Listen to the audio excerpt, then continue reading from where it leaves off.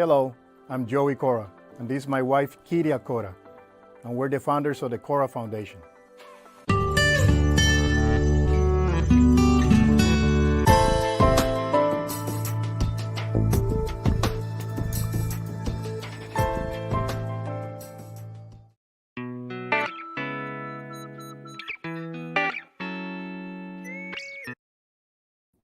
Welcome to our podcast today. My name is Kiria Cora, and I want to introduce our guest today.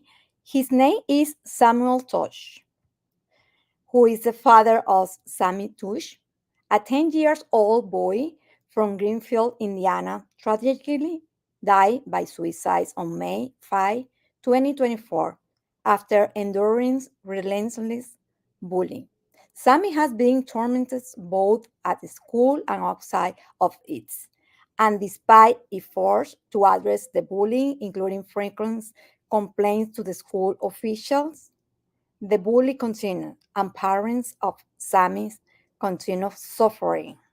Samuel Teusch is a father who wants to speak out and has been spoken out publicly following his son's tragic death by suicide after enduring bullying. Samuel has been vocal about the pain his family is experiencing and the broader issue of bullying in school. He mentions that their family have contacted the school about 20 times to report the bullying Sammy's was facing, but they feel that these concerns were not adequately addressed. Samuel describes Sammy's as a kind and adventurous child. And with no any more minutes, I will introduce our guest, Samuel Tush. Good evening, Samuel.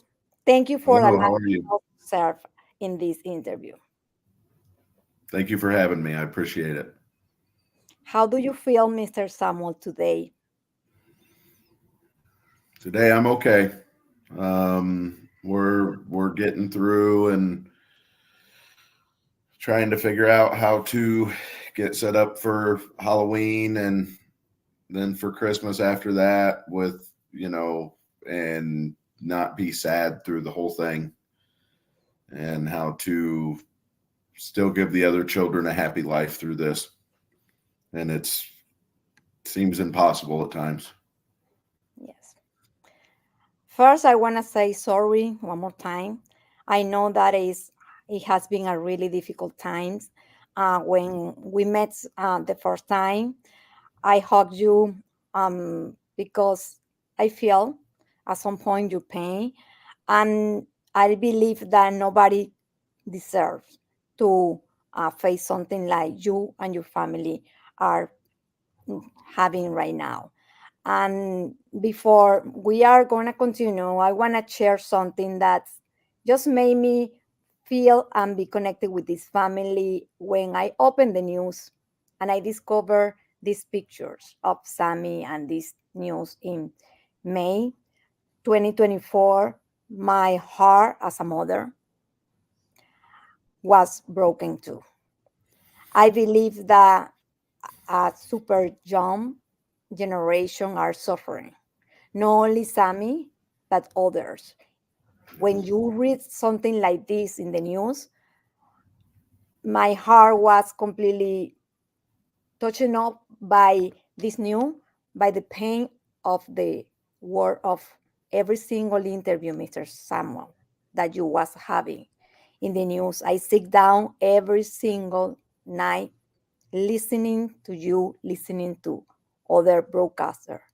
And having connected with this case, I was praying to God and ask God, what do you want me to do? And I remember that I hear his voice that called this family and serve you. That's why I called you that day and I sent you an email to your representative that you was running at the coaching that or because I want to serve your family as our foundation. We experienced some kind of bullying in our family, but I know that deeply that you was having. at a moment, and that's why the story began. That was the first picture that broke my heart. It touched my life. And I want you, Mr. Samuel, from your own work, to speak out about this tragedy that touched your family and your son. You know, the word tragedy is a huge word, and there is no tragedy that can compare to this. This is something that I want to fight for every day, for the main purpose of no other family knowing what this pain feels like, and in the emptiness of the open seat when you sit down for dinner. And you know, we've always been a party of 6, so even now going to a restaurant, you know, or anything, it's just what you say. And it's one of those small details that bring it back pretty quickly. And I do believe that this can be remedied. I do believe that bullying can be dealt with. You know, the thing now is they just push it aside. They encourage the kids to come and report it, you know, just as Sammy did, just as I did. And then when you do, they act like it's their fault, like they did something wrong. You know, well, what are you doing? Maybe you need some mental help. Maybe you need this. And then, wait a minute. These actions happen when this is happening to Sammy. You know, he isn't acting like this any other time. It's not where he needed mental help. You know, he wasn't guarded or hiding here. You know, he was fun, friendly, open, kind. You know, that was Sammy. It was just this area that unfortunately we have to send them to. And then Sammy would say to me quite often that they don't listen to me, Daddy. And then when Nikki and I seen Sammy's school file, it was quite obvious they didn't listen to him at all. They hadn't written down one instance of bullying. They hadn't written down the time that he came home choked. They hadn't written down the time that that he was attacked with the iPad on the bus, that broke his glasses and blackened his eye and cut his eye, you know. And that's only 2 instances of 15 or 20, or, you know, what looking back now seems like an endless amount. It's unreal that, you know, I'd been around long enough that we have kids that are way older, and some of those kids experienced bullying. We talked to the school, everything was taken care of. This day and age, they protect the bully. Mm-hmm. It's like their number one concern is making sure that the bully's back in school. You know, they got their wish. The bully's back in school, all of them, you know, and Sammy isn't. And it's really, really sickening. The power lies with the bully when they let them know that if you beat up another kid, well, that kid's going to be in trouble too. Mm-hmm. So then if you beat him up where nobody can see you, he's not going to tell anybody because he don't want to be in trouble too. Mm-hmm. So he's getting beat up, and it's just, when you stop and think about it, it's easy to put yourself in the mind of a 10-year-old child and think you have no way out of this. Mm-hmm. Yes, I am completely agree with you. I believe that Sammy was suffering, but they didn't have the tools to manage Yeah. because he was so little, and he was raised, okay, and bully according to your family that intensified after Sammy got his glasses and leading to Mhm. increased and physical confrontation even inside the bus when he was kicked out of the bus, including the incidents that broken and sustained the injuries. I can't believe how despite your complaint in the school and your a complaint in the school official, the torments and the events also continues until finally, like 20 times, you said that you went to the school and you reported. I can't believe it. And let me tell you, Mr. Samuel, how did you and your family first realize that Sammy was bullied? And what step did you take to address it with the school Our and the daughter told us first. You know, Mm, she was the first one to see it, and then there was different stuff that was happening at school, and it was putting two and two together. You know, it was when he started hiding under his desk and hiding in closets, and he would hide in the bathroom, and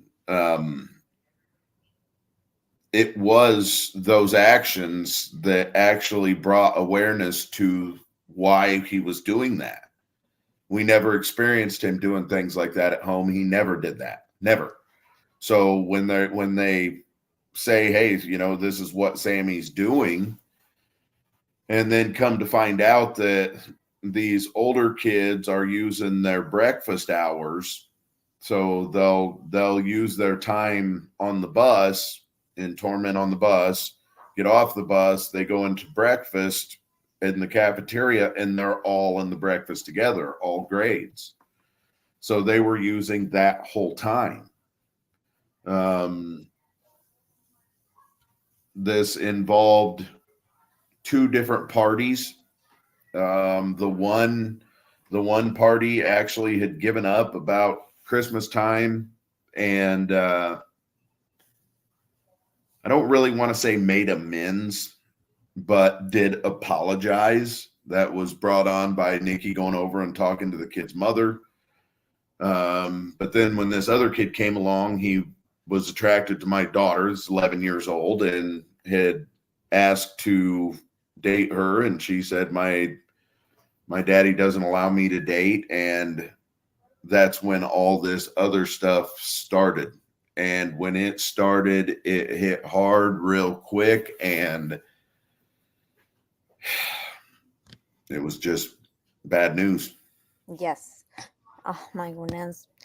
This is a really a lot of information that you was handled and in so a small time to add again the bullying, because in your opinion, what is the biggest challenges that parents face when trying to advocate to their children in cases of bullying?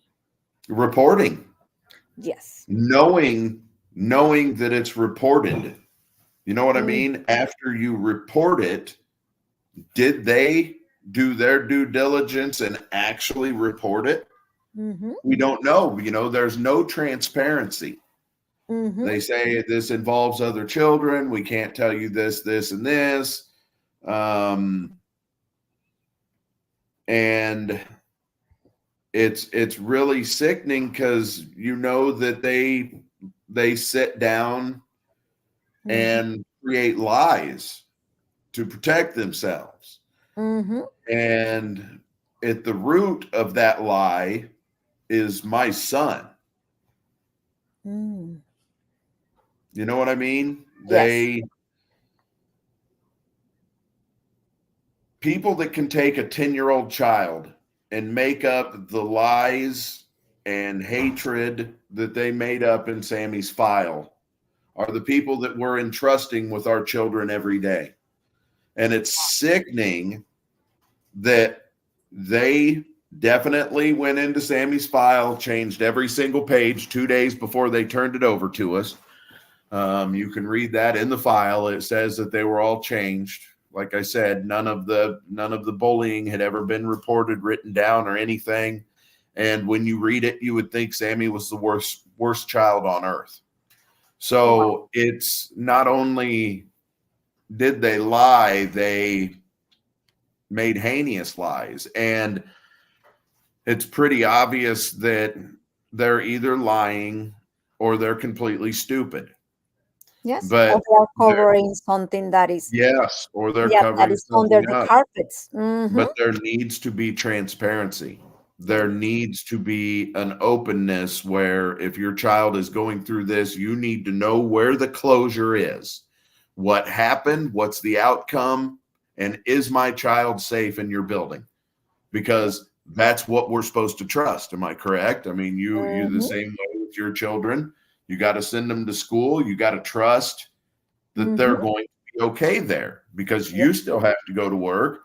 You know, Joey still has to go to work, and you have to trust that they're in a safe place. And it's not an easy thing to do. And when you talk to the kids nowadays around this town, ask them, and even I just about guarantee you everywhere, but around this town specifically, who are you going to talk to? They'll tell you right away, I don't trust the teachers. I don't trust law enforcement. I don't know who to go to. I don't know who to talk to, because if you go and report it, you're in trouble for reporting. Wow. And it's very true. It's very true. I completely agree with you, because I was in the same spot. I was in the same position with you, trying to report our son bully, and everybody was laughing in my face, and everybody was like asking me, is he dead? No, nobody care about your case. Nobody will listen to you. I was treating like I was a crazy woman. It's trying to speak out like you are right now, and nobody was believing me. Like I was feeling like I was invisible. Like nobody It's was looking terrible. at me, and nobody wants to look at me actually and hear me. That's why this is very normal to say, like, and we have to try something different. We have to push the organization, the school, the laws enforcement to do what they have to do, is protect our children in our school. The responsibilities are in their hands, not in our house. When you pay and when you take your child to a school, they are the responsible for what they allow to happen inside the school. This is exactly what they are. Everything that happened under their roof, they have to be responsible for. Yes. Yes. Well, and that's what, they accepted no responsibility at a time that I never pushed blame. So when they first released their statement that no reports of bullying had ever been issued, my first thought was, why would they say that? You know what I mean? Because it was a lie, because we had been in there so many times. And then for them to publicly say that before anything else got out, they wanted to make sure that they had the people covered and let them know, hey, there was no bullying going on here. Yes. There was no, and instead of them calling me or calling Nikki and offering condolences and letting us know that, hey, we're going to help you fix the issue, they want to say that you are the issue. That and I told them to their face before, Sammy isn't running from home. Sammy's running from school. Sammy's scared at school.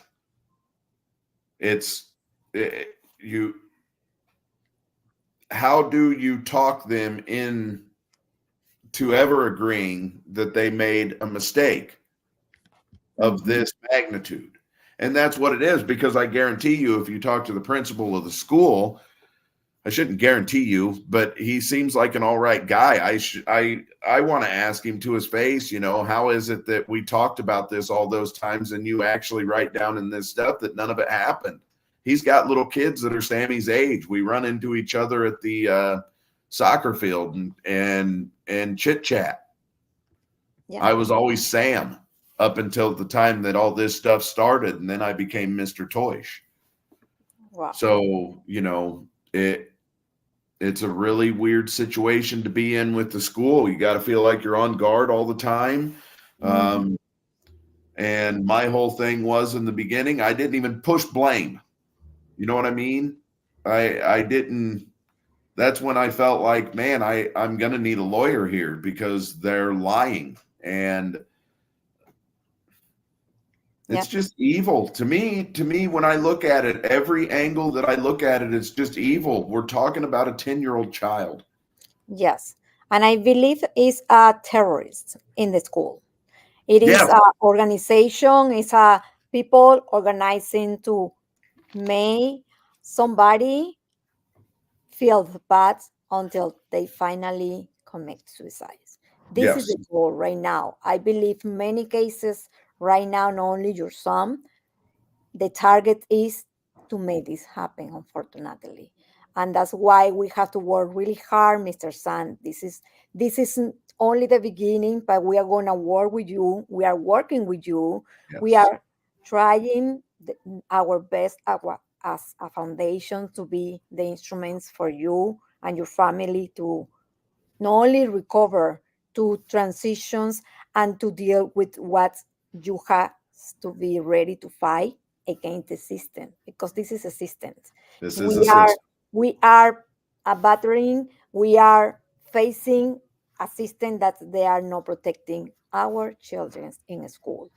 That's why I believe when I called you and I invite you to be part of our project here in Pennsylvania, because you are the voice. You are the person who can speak out at this moment about your own experience.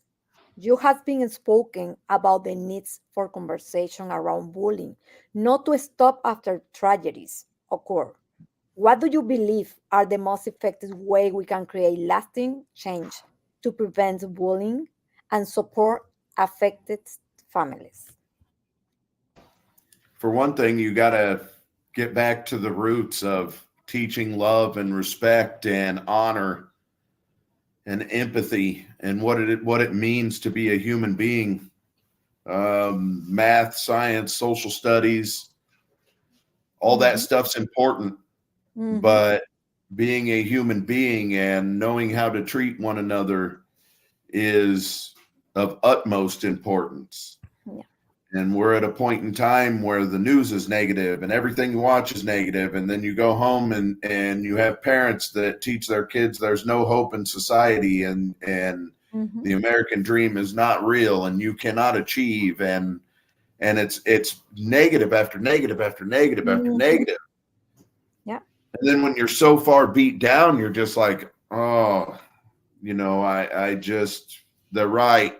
They're right. Everything's terrible. Everything is woe is me. And that's just not the case. If we're teaching negativity, the world's going to be negative. Yes, completely agree with you, They Mr. took out all of the play at school. Okay. So like recess time, gym time, art time, music time. Play is so important to a child. Playing. Even if it's 45 minutes, go outside for recess. And I'm talking kids that are in 8th grade, not just little teeny kids like Sammy's age, but it's things like this that are important. We have to change. I have seen this school system go downhill big time over the years. And that's one thing, Yes, I believe what you are doing right now, and I want to publicly say thank you. Thank you for being part of this change. And I want to share one of the pictures when Mr. Sang was invited to be in the conference that they offer us at Harrisburg to speak out about his experience with this bully in his personal story at the Capitol in Harrisburg on June 23rd. Not only we had the opportunity to meet together, he has the opportunity to speak out about his own experience. Tell me something about this opportunity that you have in the Capitol. First off, it blew me away. It wasn't anything I ever expected. When it was all said and done and the cameras turned off and I had Xander there with me, and we had a guy with a machine gun come up to us and say, Madam Speaker would like a private meeting with you in her quarters. And, I looked at Xander and I told him, I said, you need to understand the magnitude of this. This isn't something that happens every day. This means something. Mm-hmm. And then, when we got in there and spoke for the 15 or 20 minutes or whatever they gave us, you could feel that they felt the story and they felt the love and they felt the need for change. Mm-hmm. And, they enacted change soon Mm-hmm. after, very different than Indiana. I don't get the same response here, but we'll get that. The fight isn't over. It's okay.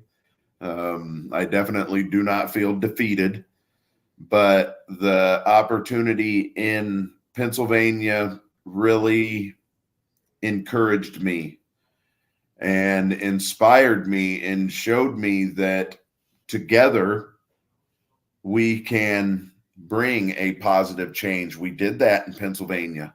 I mean, 100% that day we made an impact.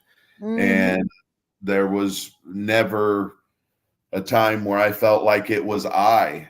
And when I say we, it was you, Xander, and Sammy. Mm-hmm. And we did it. I mean, it was quite an amazing day. Here is a big picture where those people were the most composite people that I never seen in my life. They were listening us. They were having the time to separate their agendas and Yeah. to receive us as they did. And I'm very thankful, very blessing that they not only promised something, they finally did something to make this happen. And this is only the beginning, Mr. San. This is a project. I Yes. remember that they went to a break after summertime and they're going to be back in fall season for the new meetings. And I'm going to be back because this is no finish the project. No. This is we have many more changes that I'm asking for, especially in the mental health. And this is something that I want to include also not only for public school, for private school to be involved in every single policy anti-bullying in Yeah. Pennsylvania. And in the same happens, we are expecting. Tell us about the Congress enacts anti-bullying legislation in honor of your son, and how many more signatures we are expecting in the next month. Well, I mean, I'd like to see 50,000 in the next month. We're coming up on anti-bullying month. We're in the middle of suicide awareness month.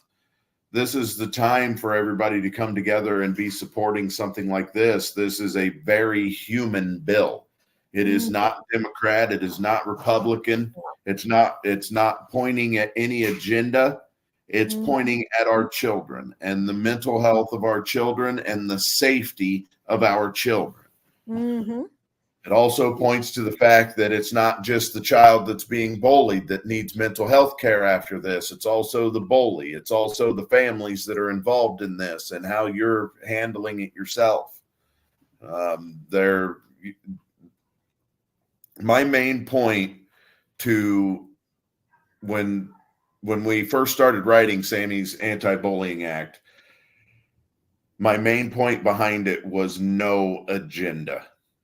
I do not want it pointing either way. That was what Governor McClinton That was one thing that I wanted her to understand right away, is that, this isn't something that cares if you're Catholic or Jewish or Protestant or Democrat or Republican.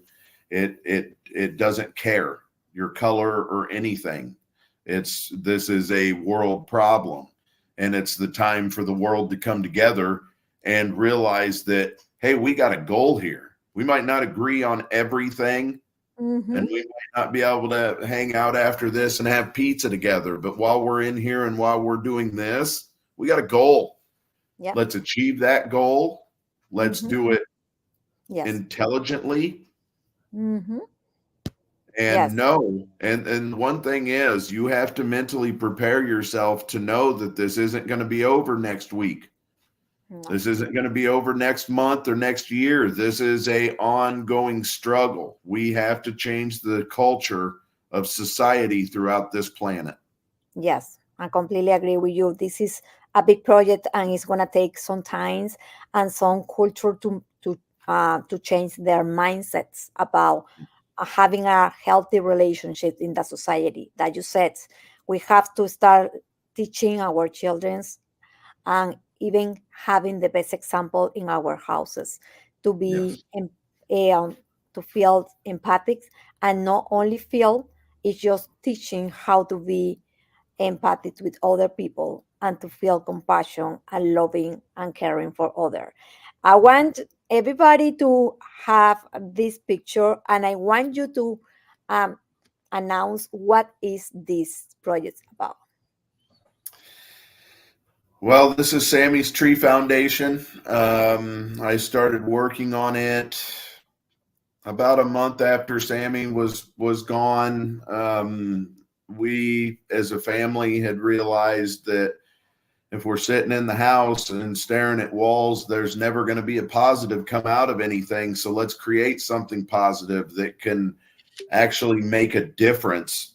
Mm-hmm. This isn't going to be something that I'm just going to throw in the water and let stagnate. This is going to be a very living, breathing organization, an actual way to help people find educational sources, or even if they need a lawyer for a case that they're battling or something, we can help them find that. If they need someone to speak, anywhere, we'll schedule that. I am more than willing to go to anywhere and speak. So it's the way to make a better society. I'm sure it's the same feelings that you had when you were getting ready to start the Cora Foundation. It's I want to do my part, even if it's this little thing.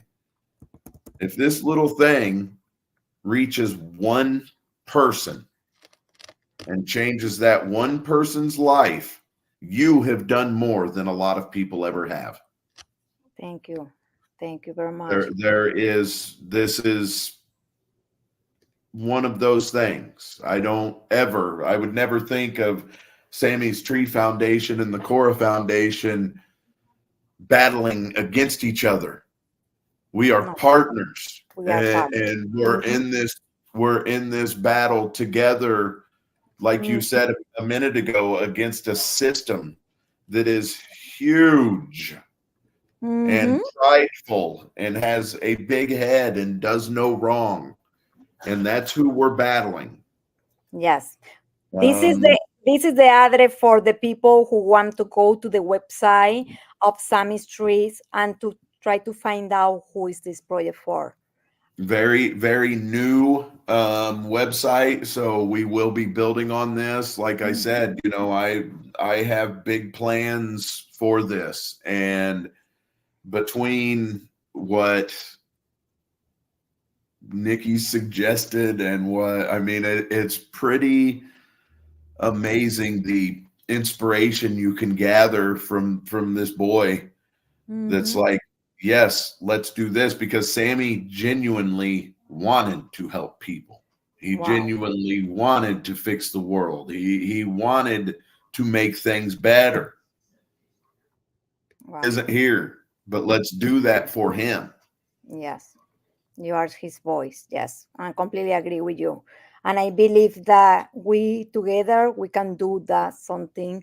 And here is one phrase that I really want to share with you. If you are listening this podcast, is no one can make you feel inferior without your consent. This is something that we really want to share with everybody.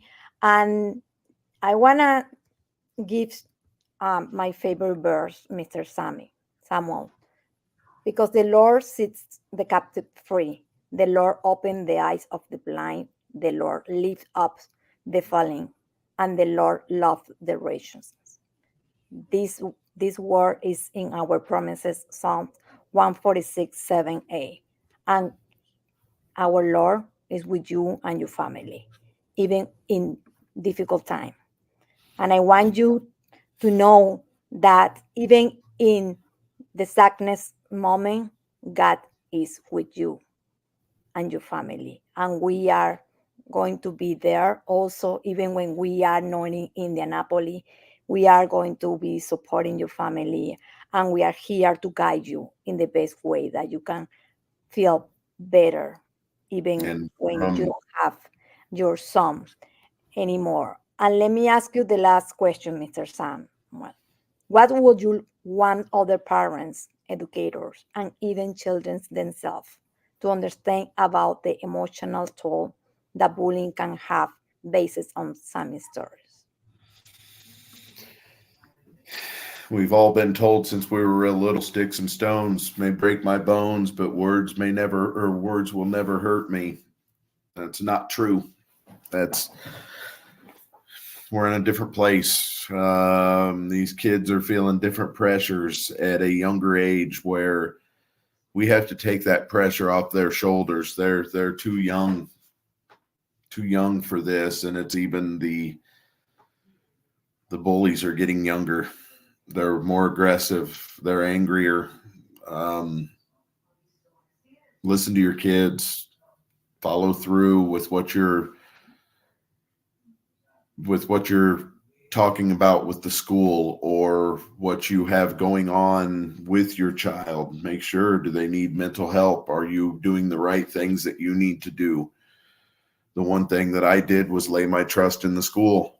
I regret it. They had got us through similar experiences in the past. Listen to your gut, listen to your heart. Sammy was a happy, outgoing, loving child. Loved animals, fishing, loved culture, society, and displayed no depression, no signs that he was even anywhere near something like this. So talk to your kids, ask them questions, stay aware, love. At the end of it, that's what we have to do. Don't Thank lose you. faith. Thank you, Mr. Samuel. Thank you for your time. Thank you for let us serve your family and to be part of this um, walking, healing process, because it's going to be a little bit more longer that it is right now. But I hope this new project for your life is bringing some kind of healing and some kind of hope for not only for your family, for other people who are going to need your help. And our experience and your experience and Sammy's um, spiritual life will shine not only your life, the other people, because you are gonna make this happen through your foundation. I deserve the best, and I wanna say one more time, thank you for connecting with me. Thank you for let us and believe in the Cora Foundation that we can serve others, not expecting anything in exchange, just only bringing hope, some kind of love from where we are right now.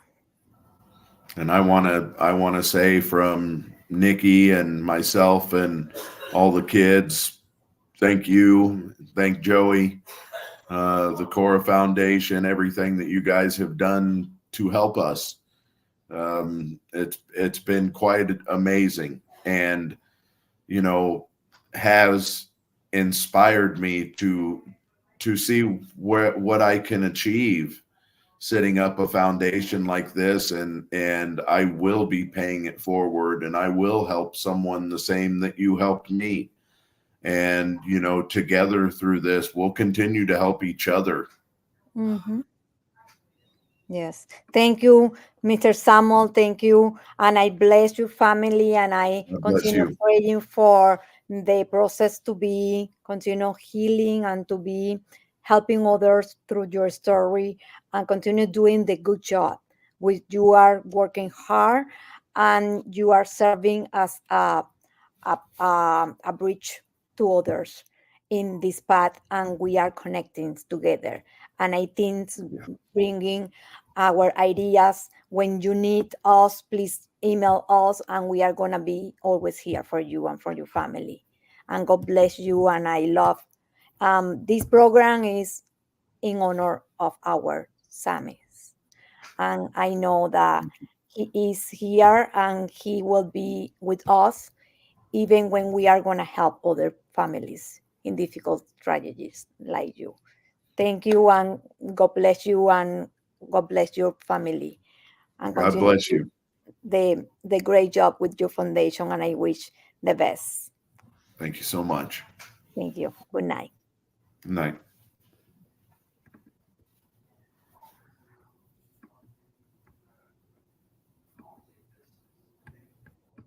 Thank you for having us today, and thank you for Mr. Sands to open his heart and to be part of this new project in the Cora Foundation. And I hope you like this podcast, and you just continue teaching your child empathy, love, compassion, and mercy to be in a healthy relationship, not only with yourself, with other people. God bless you.